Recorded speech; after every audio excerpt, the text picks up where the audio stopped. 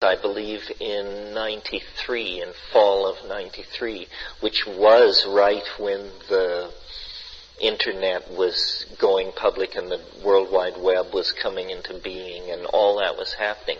The plunge that I predicted in 96, I felt pretty good about, because right near the place where I predicted the maximum amount of novelty, we got within 10 days of each other the announcement of the Martian meteorite with fossils in it, which has since been hassled over royally. I'm aware of that, but still, I think it was a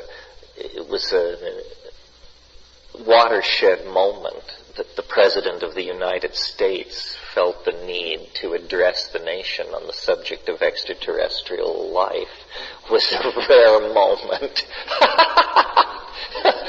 And then within 8 days of that announcement was the announcement of Dolly, the cloning of the sheep in England, which again, if certain scenarios come to pass, that will be a moment, the point the human race passed from which there was no going back then, because basically if you can clone a sheep, you can clone a human being. And these technologies are all rushing upon us. I mean, the body is being dissolved as much by advanced medical technology as it is by cyberspace and the internet. I read this amazing story recently, set slightly in the future, and this guy has been in this very bad accident, and virtually nothing has survived but his brain. But they have a medical technology that they can take a fragment of flesh and clone him, and then with hormones rapidly age the infant so that in 2 years there will be a brand new adult body for his brain to be transplanted in. And these people have this fantastic medical policy, but the fine print says that the brain can be kept alive, must be kept alive by a medically approved method, but the insurance company reserves the right to choose the cheapest method. And the cheapest method is implant into the body wall of the co-signatory of the insurance policy. So this woman carries her husband's brain for 2 years inside her body cavity while his body is being grown to manhood for the transplant. Hey, it's a dilemma we all may face someday. Yes. Yeah. I wanted to ask you about novelty and psychedelics and the language that changes through the use of them. I remember reading Maria Sabina saying that the mushrooms spoke a different language to her after people like Watson came down and began to use them. They went from Spanish to English, from Catholic mushrooms to, I don't know, Harvard mushrooms or something. Harvard mushrooms. I don't know.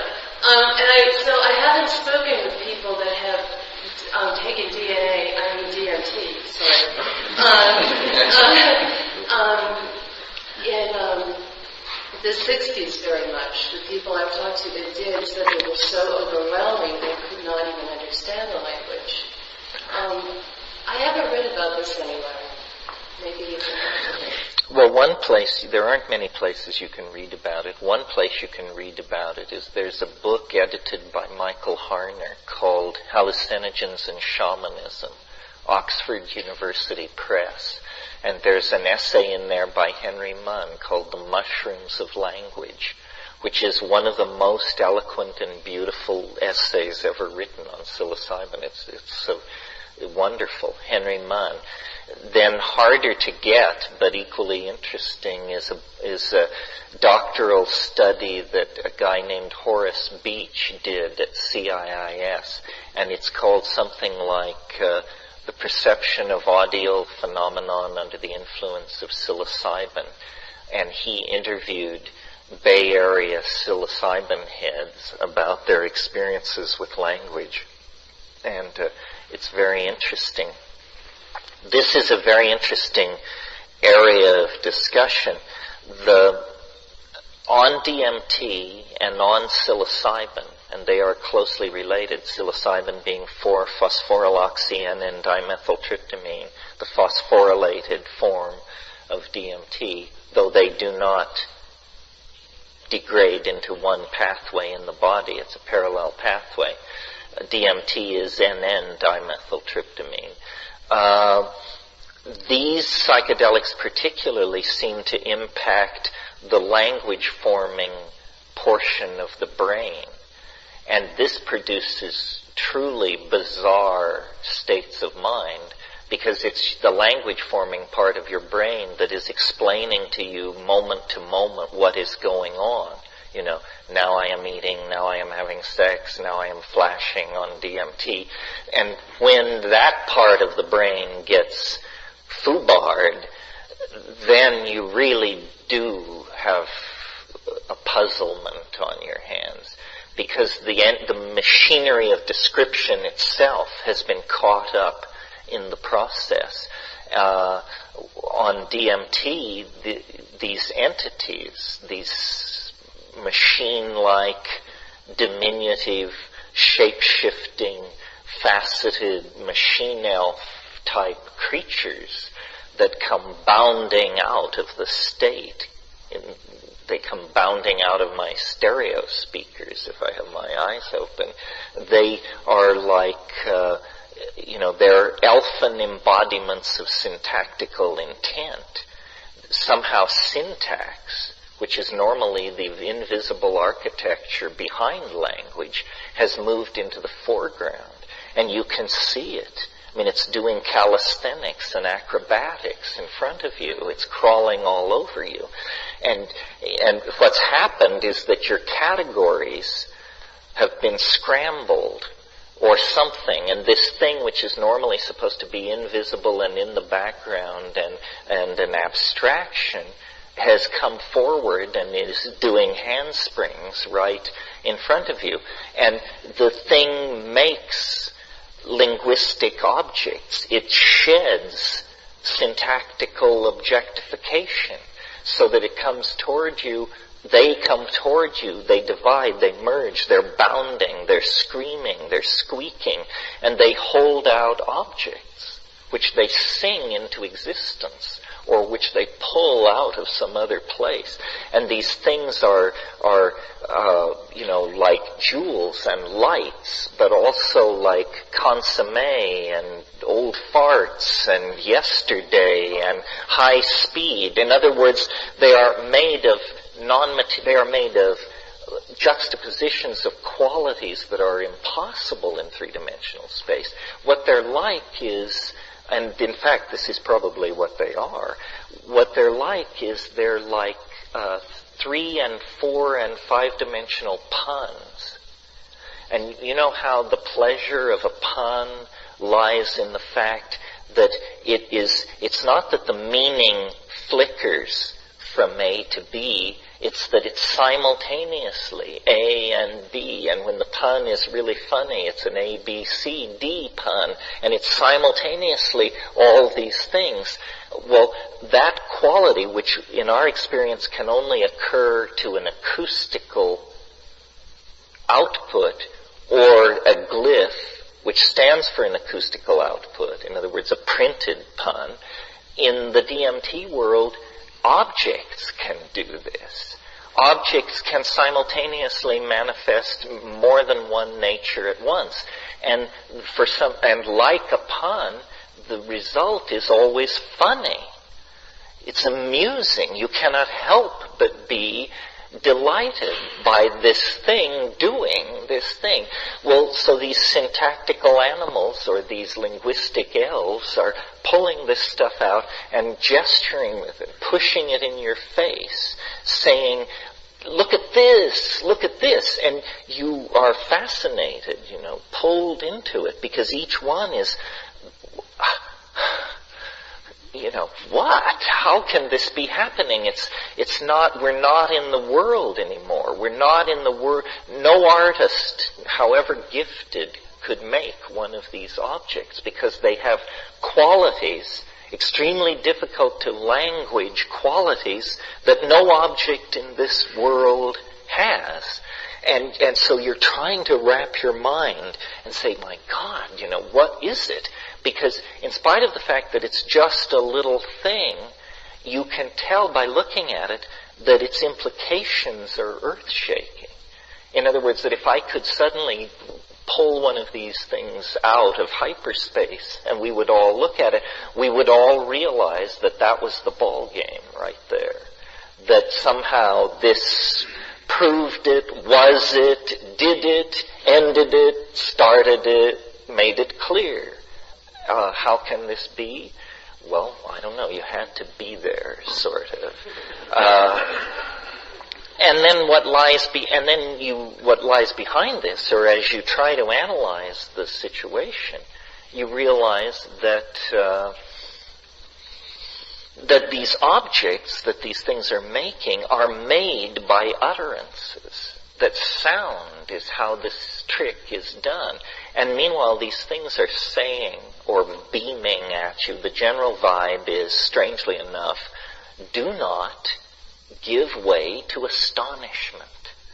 Do not abandon yourself to wonder. Get a grip. Try to get a grip and notice what we're doing. Pay attention. This is the mantra. Pay attention. Pay attention. Well, somebody once asked me, is it dangerous? And the answer is only if you fear death by astonishment. But death by astonishment is entirely possible. I'm not kidding. I mean, you are so fucking astonished that you've never felt your astonishment circuits get a workout like that before. I mean, what is astonishment in this world? It's like, this is a different form of astonishment. This is, So, and then the whole notion that's being pushed here is do this thing, do this activity, do as we do. And you can sort of feel your intentionality or your inner something or other reorganizing, and there's this like heat. It's quite akin to heartburn. I won't metaphysicize it, but heat in your stomach, and it just moves up, and then your mouth flies open, and this stuff comes out, which is a very highly articulated, syntactically controlled, non-English, non-European language behavior of some sort.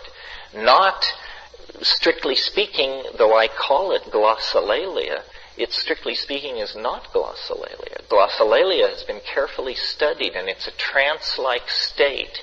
On the floors of these Pentecostal churches in Guatemala, they measured pools of saliva 16 inches across from people who were in ecstatic glossolalia. This is much more conscious, much more controlled. It's almost like a kind of spontaneous singing, but your mind steps aside and this linguistic stuff comes out and you can see it. That's the amazing thing.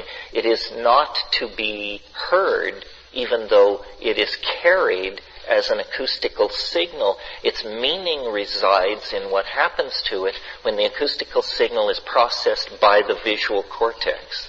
That's the important thing. It is a new kind of language. It's a visible, three-dimensional language. It's not something I ever heard about or any mystical tradition I ever heard about anticipated. But it's as though the process or the project of language, which according to academic linguists began no more than 50,000 years ago, the process of doing language in us is not yet finished. And this thing we do with small mouth noises and each of us consulting our own learned dictionary and quickly decoding each other's intent, this is a stumble bomb, cobbled together, half-assed way to do language. And what we're on the brink of, or what these psychedelic states seem to hold out, is a much more seamless kind of fusion of minds by generating topological manifolds that we look at rather than that we localize into designated meaning. And I didn't mention ayahuasca in this rap, but ayahuasca being along with the mushrooms, a natural and shamanically used for many millennia doorway into these places. And what you find in ayahuasca groups in the upriver tribal situation is people, the whole way the ayahuasca taking is set up is to facilitate singing. The shamans get loaded, then they sing, then they go outside and take a leak and smoke and talk. And in those intervals you hear people say things like, I liked the violet and yellow part, but I thought the olive drab with the silver spattering was way over the top. And you think, what kind of a critique of a song is that? Well, it's the critique of a song that is designed to be looked at. Nobody talks about the sound. Everybody talks about the visual impression left by the sound. And it was these groups, these ayahuasca-taking groups, that when the German ethnographers got into the Amazon in the early part of the 20th century, they called this chemical telepathine. They recognized, that, and the reputation of ayahuasca is group states of mind. Well, if you're naive, then you think you're going to hear everybody thinking. No, you're going to see everyone thinking. You're going to see what people mean. And it's not that surprising when you think of it, because obviously the world arrives at the surface of our skin as a seamless body of electromagnetic and acoustical and pheromonal data.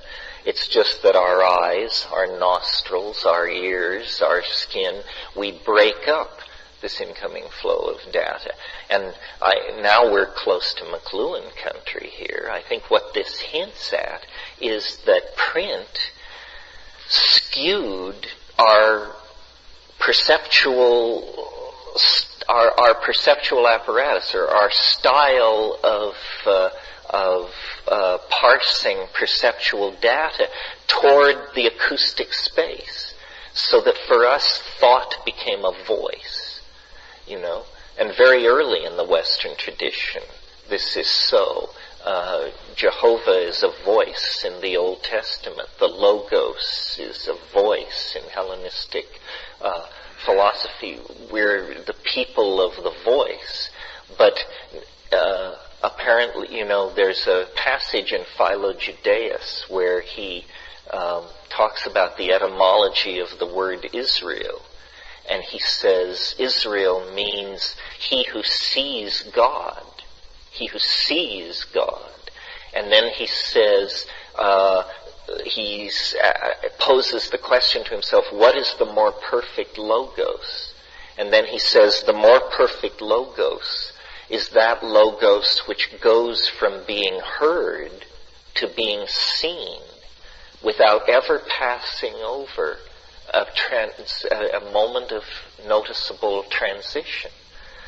Well, I've actually seen this happen in psychedelic states, where you will be lying in silent darkness, you hear distant music, and as the music gets closer, it's like a band with lights and drums coming over a hill. As the music gets louder, it seems to physically approach, and a confusion of light turns into, pa, brass band, dancing elves, cavorting harlequins, and less easily described denizens of the imagination. And then it all goes thumping and marching past and disappears. But it's a perfect example of light and sound arriving together in the hallucinogenic space. The fact that we've talked here or mentioned that we have DMT in our pineal glands, in our brains, what we haven't said is we also have compounds in that same organ very much like what's in ayahuasca. Occurring in the human pineal gland is a compound called adenosine. But when you give it its physical chemical nomenclature, it turns out it's 6-methoxy-tetrahydroharmalan. It's a very near relative of harmine and harmaline. So it doesn't strain me to believe that perhaps in looking at this phenomenon, we have actually put our finger on the place, the cutting edge of the evolution of consciousness right now at the biochemical level. What's happening is there's a shifting or an acceleration of the concentration of harmine-like alkaloids and DMT in the human pineal, and it's affecting our ability to process language, and it's pushing and exacerbating a bias toward visual understanding. And I see this then also reinforced and accelerated by the evolution of media. In the last 150 years, we go from photography to color photography to moving colored photography with sound, with stereophonic sound, and pointing toward virtual reality with more and more money to be made at each step of the way. And clearly, with the amounts of money now, we're outspending defense for entertainment. We will produce simulacrums of imaginary worlds. And, engineering bench tests will be to make it as much like Hawaii as possible or as much like Tibet as possible. But what people will really want to do with these things is make worlds as strange as we can stand that are in these virtual places. So whether it comes through a natural evolution of the human nervous system or the evolution of an advanced interface with prostheses that create virtual realities, I think the transformation of how we do language is part of this acceleration into singularity. Yeah. I believe you made a reference in one of your books to Julian Jaynes' book, The Origin of Consciousness and the Breakdown of Bicameral Mind. And the way we evolved and God was like an auditory hallucination before, I guess, our consciousness really developed, and we were thinking human beings. Yeah, Julian Jaynes, it didn't win him too many friends, but he wrote a big book and had this theory that this thing which we call the ego is so recent in human beings that it actually didn't exist at the time of Homer.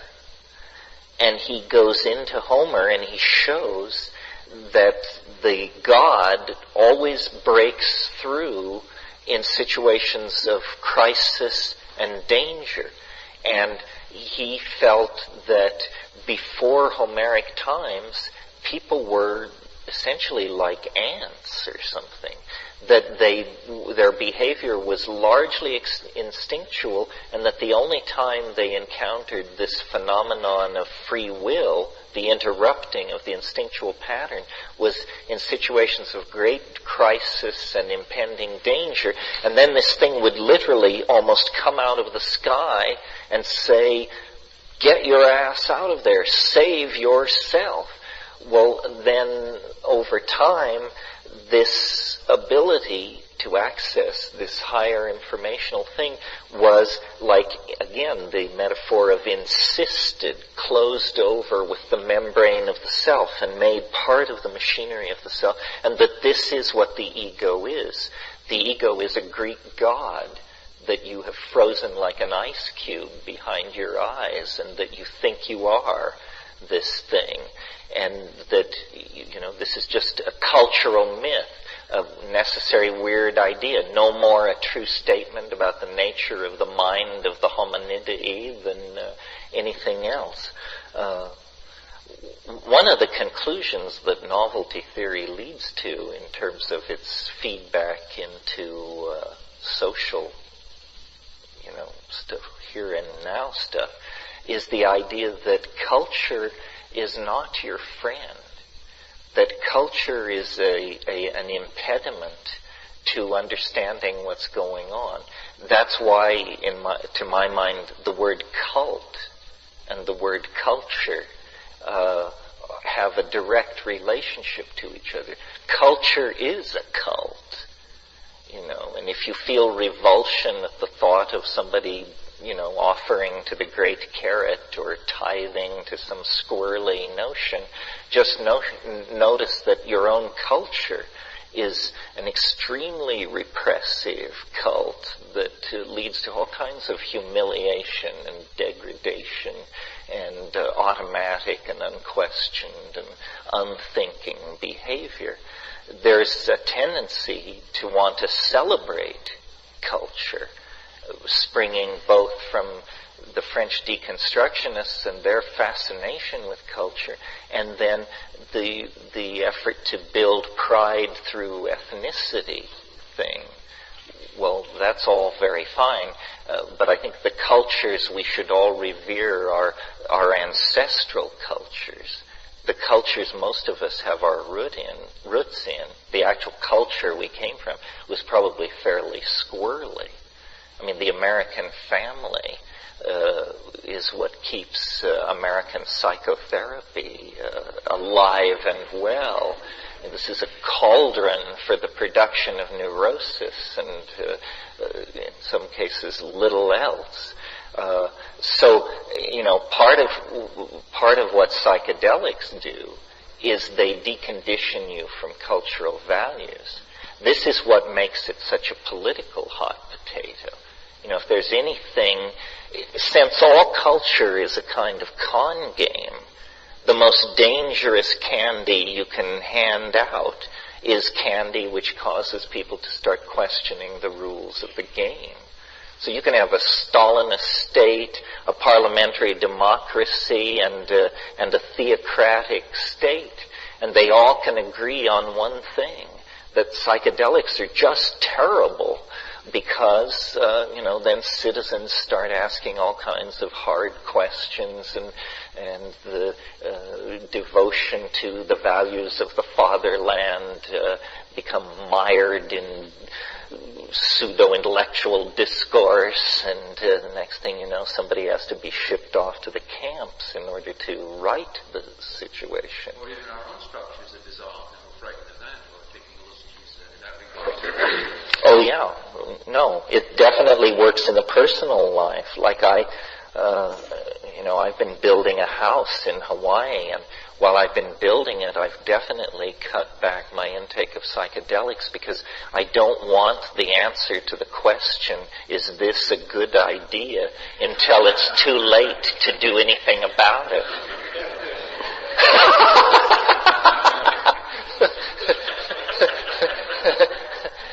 It's like St. Augustine's prayer, God grant me chastity and continence, but not yet. Yeah. One of the big ideas that seems to be in the notion of the archaic revival is that the whole big thing is really conscious and alive.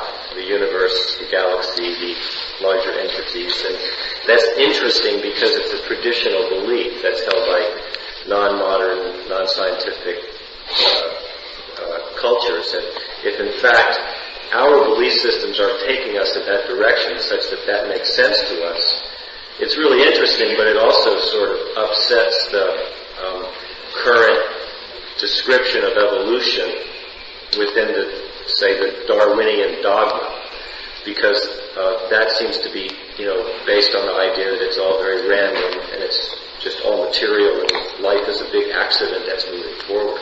So I think that one of the ideas that you're talking about today is teleology, that whether or not when we really want to talk about evolution and how evolution as a theory is going to itself evolve and absorb this idea, comes down to, whether or not these larger things have in fact some kind of direction behind them, which is what I think your work and observations imply. And so I thought one day about how to understand that, and I had a question, which is whether or not you can talk about creativity as having a fractal nature, since self-similarity shows you at various levels similar principles, and since on our level as human beings, anything that we make, we first think about. It begins as thought, and then it becomes matter. Right. And so if creativity could be seen as having a fractal dimension, it would be a way to talk about all kinds of creation by simply understanding it at the level at which we see it. And it would suggest that to modify the Big Bang theory a little bit, before there's a Big Bang, there would have to be a big thought. And you kind of move along with that idea. So I want to ask you to comment on that, but also in relation to the idea that is also contained in evolution about the origin of language, because some of the things you're speaking about from your DMT experiences have a funny resonance with creation stories, like Adam and Eve naming the animals. And I've never really been all that comfortable with the idea that language would evolve out of grunts and groans when guys like Chomsky say it's all organized. There's a big system in language, and all kinds of languages can be very different, but inside they always have these structures. And nature and ecosystems and languages always seem to pop out fully formed and integrated. So, is there any possible way that we could think that language, rather than evolving from grunts and groans, evolved in the opposite direction? That the first time language was used, it was used with the power that you ascribe to the machine elves. That it was something that was done carefully and precisely because it could manifest form, or something like that. Well, in terms of one more idea, in terms of how new species come into being,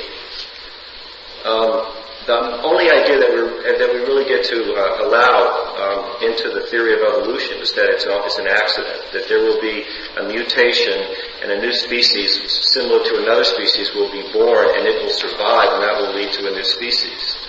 But I have a logical problem with that, in that any female creature which gives birth to a new species is going to perceive that species as a birth defect and is maybe not going to want it to survive. And then there's only one. And so that Barbara Cloud book I read talked about 9 dimensions and said the 6th dimension was the morphogenetic field from which all species and organisms evolve. So I was kind of thinking maybe along the lines of the metaphor of the computer. There's a software program in which new species are developed and designed, and the whole way in which they integrate themselves into existing ecosystems, etc., somehow or other all gets worked out, and there's a mystery that we don't see and don't understand by which these new forms come into being. And maybe they all come into being at once with 1,000 or 1,000,000 creatures instead of just one having the struggle.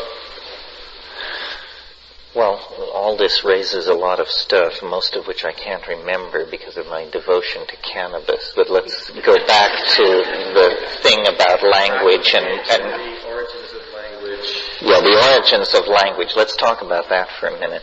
I think that I've been thinking about this because I've been writing about it, and here's what I've come up with. Part of what makes it difficult for us to think about language clearly in English is that this word language is used by us to mean spoken language, and it also means the general class of linguistic activity, as in computer language, body language, so forth and so on. And to think clearly about language, we need to have a clear distinction between spoken language and the general syntactical organization of reality. language, because that is old. Honeybees do it, dolphins do it, termites do it, they all do it different ways, octopi do it. There is much of language in nature. In fact, you could argue that all of nature is a linguistic enterprise, because the DNA essentially is a symbolic system. Those codons which code for protein are arbitrarily assigned, in other words by convention. There is no chemical relationship between the codons and the proteins they code for, any more than there is a relationship between an English word and the thing it intends. Those are just conventionalized by probability over time. So language is deep in nature. What is not deep in nature is speech. Speech is as artificial as the water wheel, the bicycle pump, the Tesla coil, and the space shuttle. Somebody figured this out somewhere. Well, so then people say, well, but this is hard to understand. It's hard to picture how it could happen. Well, here's how I think it happened. My little example about the songs earlier was a stab at this, but here's more. It's that all non-genetic behaviors, which are called, reasonably enough, epigenetic behaviors, are nevertheless, they're not simply expressions of free will. They are under the control of a looser system of rules than the genetic rules, which are chemical and absolute. The epigenetic behaviors are under the control of syntactical constraints. In other words, we need to expand the concept of syntax from the rules which govern the grammar of a spoken language to the rules which govern the behavior of any complex system. So, for example, before speech among human beings, I think it was probably very touchy-feely. If you watch monkeys, you see this. They touch each other. They stroke, they grunt, they groom, they goose, they push, they do all of these things.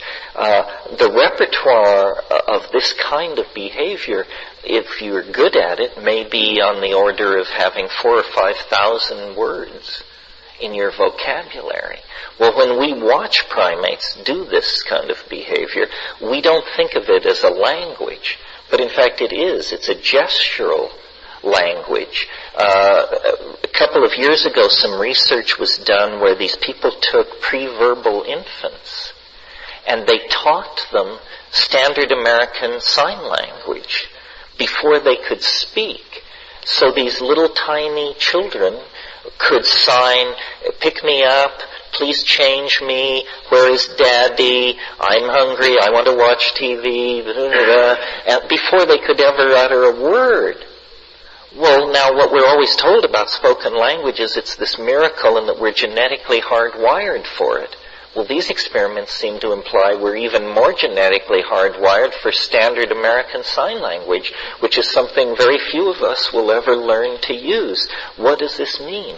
Well, it means that the gestural capacity is deeper than the ability to verbalize, and hence probably older. So I think there was a gestural language as complex as standard English, probably, in place before anyone ever uttered a word. Now, what the psychedelics seem to suggest is that you can get so hyped up on tryptamines that your body goes into some kind of almost convulsive shock, and the normally acoustically modulated processing of language flows over into the voice box, and you begin to literally articulate syntax. You begin to make a noise, which is a tracking noise for this ongoing syntactical stuff that's organizing gestural intent. And it's like going from carving in stone to color TV. Your listener immediately transfers loyalty to this much more spectacular form of behavior. And so it's like literally that the word burst forth, full-blown, based on a platform of gestural syntax that had been maybe millions of years in its formation.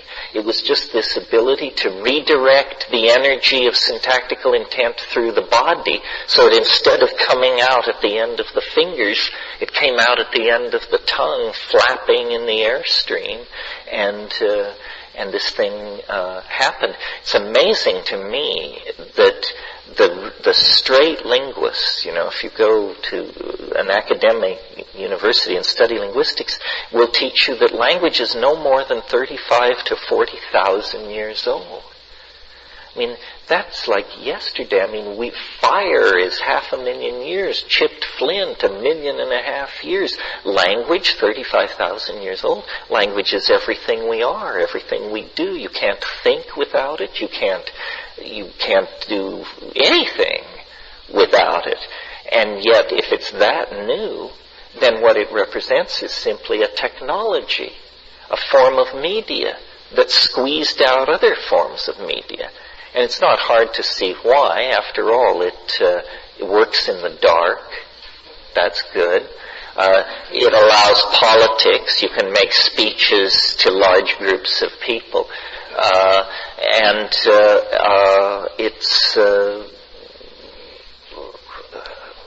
It's just very portable. It's the cleanest technology ever put in place. When you think about it, it's one of the weirdest abilities human beings exhibit. And when you go forward to reading, you realize this is an animal in some kind of an informational tizzy. I mean, the idea that you would make marks in clay which signify tongue noises, which signify designated objects, so that these pieces of clay can be lugged hundreds of miles, so that other people can reconstruct your thought by looking at these pieces of clay. This is bizarre. For animal behavior, this is absolutely, it's just how they manage to do that. And of course, the picture writing we understand. But similar to the breakthrough to speech is the breakthrough to a phonetic alphabet, where you see, we don't have to portray the thing we intend. All we have to portray is the sound of the word that signifies the thing we intend. And then, you're just roaring forward, and from there to the printing press, what is it, a couple of thousand years or something, and then there's no going back. So that's the part about language. Now, what was the second part after that? Well, just whether you could think about creativity as a principle that could have a practical dimension, and that would be a way to think about design on a larger universal order as having some consciousness. Well, if you think of the universe as an engine which it produces and conserves novelty, and you think of it as a fractal thing, a fractal hierarchy built up and built downward of subsets of itself, then in a sense every creative act is the paradigmatic act of the Big Bang. I mean, it always struck me, that the end of the novelty wave, which is up, down, oscillate, zero, it's like, it's a general map of all process. We could be describing the life of the energy output of a star, or the firing of a single neuron, or the birth and death of an economy. In a sense, you get down to a fractal level where you can say all processes are the same. They have a beginning, a middle, and an end. And if you know where you are in this concatenation of process, you can sort of locate yourself in the cosmic domain. The thing that I tried to talk about this morning that we need to map into our maps of reality is the acceleration I think it's a really weird idea to talk about 1,000 years in the future. I mean, good grief. 1,000 years in the future? What do you imagine will be left standing that you call home? Cast your mind back 1,000 years. King Canute was taking charge of things across northern Northumbria, and the Anglo-Saxons were making forays along the coast of Norway, and very few of the concerns of the day have survived to this moment, and that was the slow-moving part of the process. We're going to move in the next 10 years further than we've moved since the time of King Canute to this morning. So it seems to me the most unlikely future scenario is one which assumes things will stay more or less the same, because we've put in place all these processes designed to make sure that does not happen. Rapacious capitalism, technological innovation, bourgeois social aspirations in the hearts of every man, woman, and child on the planet, urbanization, connectivity. All of these processes are designed to erase reality as we know it. Yeah. I'm wondering what you think of the kind of Vedic paradigm involving the states of consciousness they call the waking state, the dream state, and the sleep state, and the transcendental fourth state. And they use that on an individual basis, but also in regards to cosmogenesis. And in fact, criticize the West, saying that, the West has taken the waking state as its standard and evolved its philosophy, philosophical views, without accounting for these other states of consciousness. Well, certainly the West has built its house on a narrow foundation, denying these other possibilities. On the other hand, you get into all kinds of difficulties here. How do you judge whether or not a civilization has assimilated or explored the domains it's named its own? One way is by looking at the technological applications that it's created. And for all this talking about these other states of mind, they seem actually as mysterious to the East as they are to the West. I don't get the feeling they're really navigating through what they're talking about. In the past, there may have been levels of understanding. It may be, that psychology, though it's a mystery to us, it may be that it's an easier nut to crack than the nut of matter. And so I don't have any trouble believing that Vedic India of 3500 BC may have known all kinds of things about how the mind works and how to navigate through these imaginal spaces that we've lost. But the spirituality of modern India is thoroughly contaminated by 1,000 years of commerce with Islam and the West. It isn't that different, really. I mean, Vedic theology and German idealism are strikingly similar cousins. Yeah. In spite, talk about a number of things in conflict when we talk about the archaic revival and then the current sort of cultural revolution, technological revolution. It seems to me that a lot of the stimulus for novelty that was generated by the psychedelic experience now may be generated without that experience, such as through virtual reality, technological advancements, and perhaps would maybe make the psychedelic experience less necessary in order to be a point of observer in the whole process. Well, Well, definitely what you're getting at is that technology itself is a kind of psychedelic drug.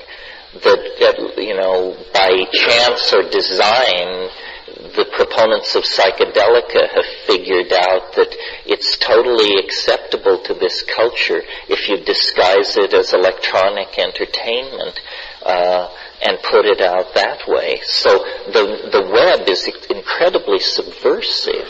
Simply the fact that all that information is there and available in a world where control of access to information has always been the game.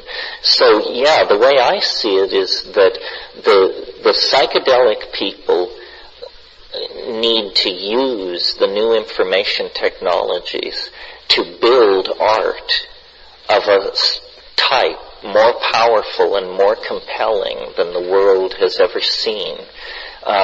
Call it virtual reality, call it multimedia, whatever you want, but it's basically walk around art, and then the boundaries will fall for ordinary people, because you see, when you build a virtual reality, in a sense, what that technology is allowing you to do is it's allowing you to show people the inside of your own head.